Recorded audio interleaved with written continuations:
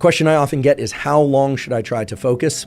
Well, the research literature point to the key importance of so-called ultradian cycles. You've all probably heard of circadian cycles or circadian biology. Circa, the day, circadian is about 24-hour cycle. Well, our brain and body operate within that day, or within each and every day, I should say, with 90-minute ultradian cycles. So my suggestion would be, anytime you're going to sit down and try and focus, you're going to try and do a focused bout of physical exercise or skill learning or musical learning, or maybe you're even just having a conversation. Maybe you're a therapist or you're attending therapy or a class. How long should it be?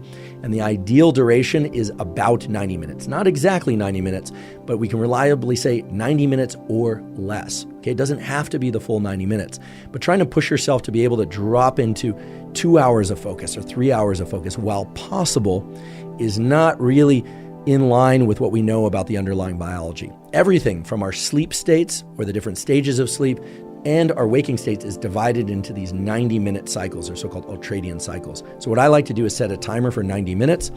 I acknowledge and accept the fact that under most conditions, unless I'm really pressed for a deadline and I'm optimally caffeinated, etc., the first 5 to 10 minutes of that 90 minutes are a transition time. It's like the warm-up for focus, but I do include it in that 90 minutes.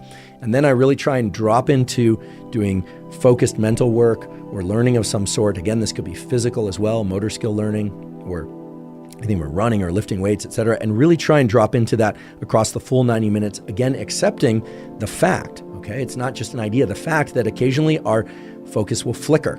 It will jump out of focus, and then a big part of being able to focus is to go back to focusing. The way I'd like you to conceptualize this perhaps is that arrowhead suddenly getting very, very broad, that you're focusing on many things, or that arrow shifts to a different location in the room. The key is to be able to shift it back and to narrow it once again, and that's an active process.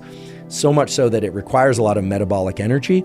Your brain is the chief consumer of metabolic energy. The calories that you consume is so-called basal metabolic rate. Most of that isn't related to movement or heartbeat or breathing. It's related to brain function. Your brain is a glutton with respect to caloric need.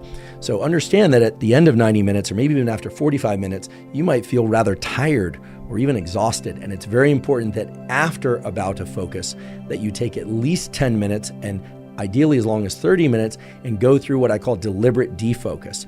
You really want to focus on somewhat menial tasks or things that really don't require a ton of your concentration.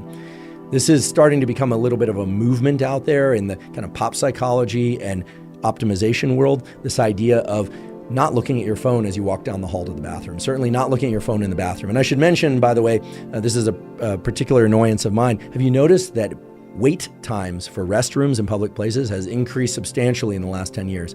The reason for that is not digestive, okay? It's not the gut microbiome. I mean, it might be the gut microbiome, but chances are it's because people are on their phones in the bathroom. So you're doing yourself and everybody else a favor by staying off your phone in the restroom, staying off your phone while walking down the hall.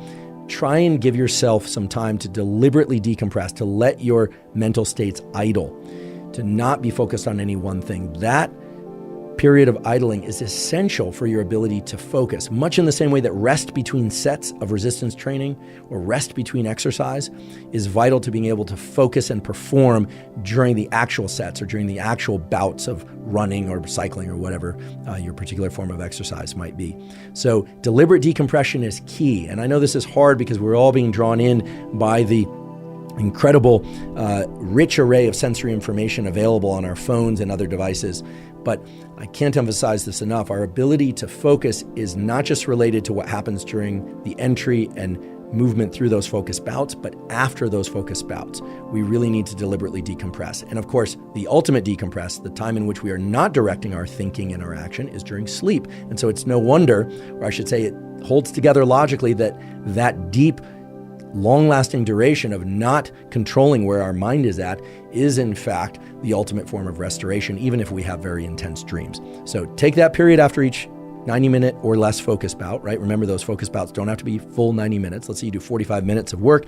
You're just done with it. Set it down and go do something for maybe 5, 10, maybe even 30 minutes that is functional for your day, right? Just not just walking around in circles or staring up at the sky, although if you can do that, do that. But most of us have other things to do, but do things that are rather automatic or reflexive for you, and try not to do any focused reading. Try not to bring your vision into a tight location, such as your phone, and try and deliberately decompress, because that will allow you to drop into intense bouts of focus again, repeatedly and repeatedly throughout the day.